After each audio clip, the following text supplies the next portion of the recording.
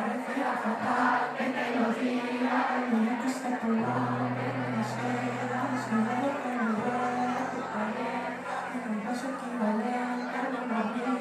Tú que te crees en la baraja, es una amiga de pan, y cada día me va a dar panadería de los hijos que se creen importantes todavía. Y te puedo asegurar con garantía que nadie se va a dar cuenta de tu mar. Eres una estrella en el marco de una caja hecha para decorar la estantería. No te atrevas a cachar de tontería que nadie se va a notar cuando te vayas, que las cebras seguirán teniendo rayas y quedar en su lugar. El Himalaya, lo mismo el resto de la geografía, lo mismo cada uno con su vida. Todos se desvivirán por la batalla, todos se quedan colgar una medalla, no siempre la pondrán su puntería hasta descubrir algún planeta extraño. Se obligan uno por uno a los peldaños, por si acaso no entendemos compañía de la eterna lotería de los años. Llegarán unos mejor y otros peores, llegarán unos más negras al rebaño,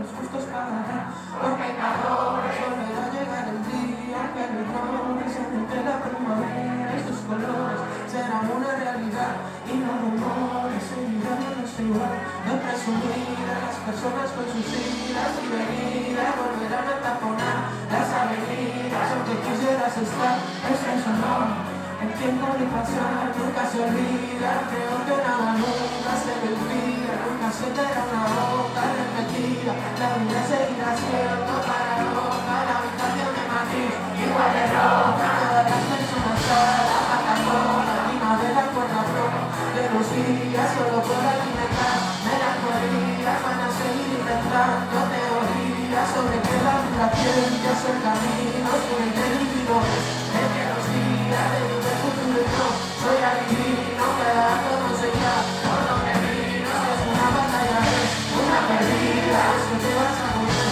si no me vale, de nada va a valer el libertad, es de la consuelo.